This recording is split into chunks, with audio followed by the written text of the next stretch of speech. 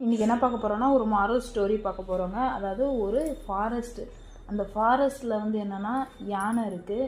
அந்த யானை வந்து உருவத்திலே பெருசுங்கிற கர்வம் வந்து அதுக்கு ரொம்ப இருக்குங்க. அதனால் என்ன பண்ணோம், அதை விட சின்ன விலங்குலாம் வந்து கிண்டல் பண்ணிக்கிட்டு கேலி பண்ணிக்கிட்டு இருக்கோம்.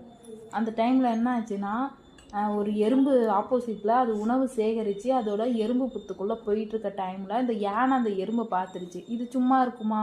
இது என்ன சொல்லுது, அந்த எறும்பு என்னென்னா உணவு சேகரிச்சுட்டு போதா இருன்ட்டு அதோட தும்பிக்கையில் தண்ணி ஃபில் பண்ணி அதை அந்த எறும்பு மேலே தண்ணியை வந்து கொட்டுது. அப்போ அது எறும்பு என்ன ஆகும், அது உருவத்தில் சின்னதுங்கிறதுனால அதோட உணவும் வந்து ஸ்பாயில் ஆகிடுச்சு.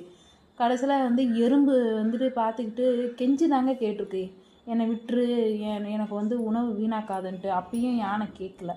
இதனால் எறும்பு வந்து அதுக்கு இந்த யானைக்கு ஒரு பாடத்தை புகட்டியே ஆகணும்ன்ட்டு அது என்ன பண்ணியிருக்கு, யானை கொஞ்சம் ரெஸ்ட்டில் இருக்கிறப்ப அதோட தும்பிக்கை உள்ளே போய் நல்லா கடிச்சிக்கிட்டு இருந்தது. அந்த யானை வந்து வலி தாங்காமல் ஐயோ அம்மா அப்படின்னு கத்திக்கிட்டு இருக்கு.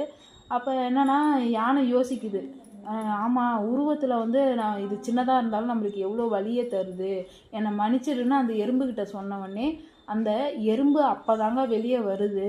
அப்போ யானை அதை வந்து உணருது, எந்த ஒரு உயிரில் வந்து அதுக்கான பலங்கிறது இருக்குது. உருவத்தால் யாரையுமே நம்ம கிண்டல் பண்ணக்கூடாது, எல்லாருக்கும் திறமை இருக்குன்றத வந்து அந்த யானை புரிஞ்சுக்கிட்டு அன்னையிலேருந்து எல்லார் மேலேயும் பாசமாக இருந்ததுங்க. மற்றவங்களுக்கு மரியாதையும் கொடுத்தது.